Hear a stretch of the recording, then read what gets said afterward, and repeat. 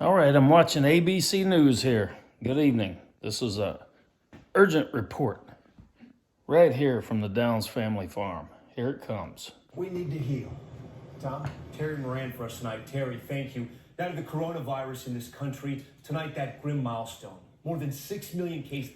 Look at that. Is there any time that they can mention the coronavirus without that big ball, that big scary rotating ball of virus? Looks the same as influenza, actually. But anyhow, let's move on. This is here in the U.S., a quarter of the world's total. And more than 183,000 lives have been lost.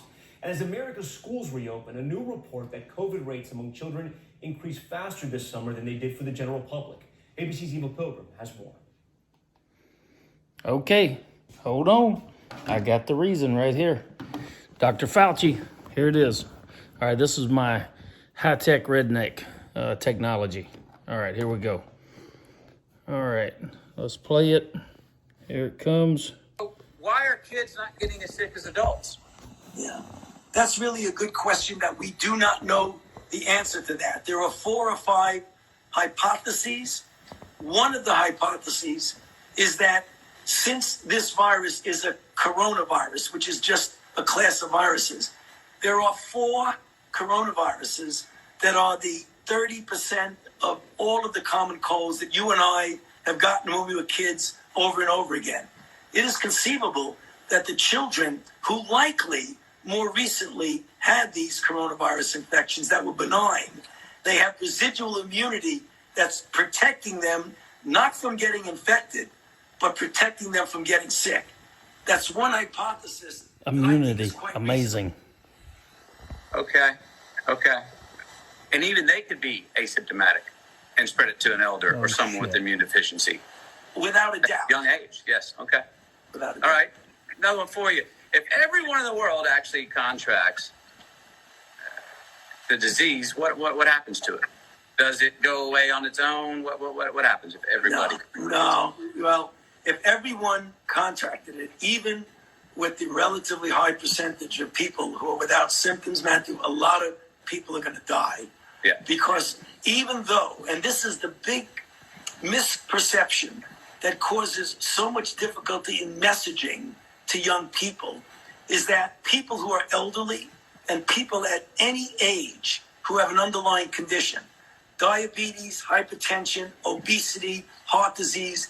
If you look at the United States of America with our epidemic of obesity, as it were, with the number of people with hypertension, with the number of people with diabetes, if everyone got it infected, the death toll would be enormous and totally unacceptable. And that's the reason why we are against saying, let it fly, let everybody get infected and we'll be fine. That's a bad idea. And that's a reason, is that also a reason why particularly America, as America, we're saying that? Because we have such high rates in those susceptible people. Well, absolutely. I mean, if you look at just people who are obese with diabetes and hypertension, you're talking about, a substantial proportion of the population. Yeah. Yep. Amazing. You heard it straight from him. Corona. Sorry about that.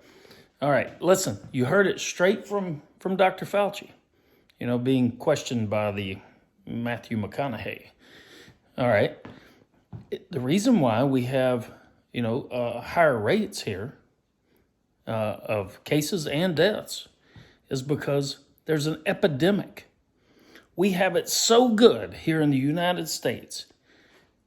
We have it so, we're so well off that we have an epidemic of obesity. Obesity. That means that we have a shitload of fat people. A shitload. Substantial, he said. Substantial portion of our society. Now that's, and he said that's the reason why you just can't let it go through its own course and everybody develop immunities and, as per usual, which is what goes on. But because we have people who are overweight, obese, fat, I'm the same way. I'm probably 30 pounds overweight. That's my choice.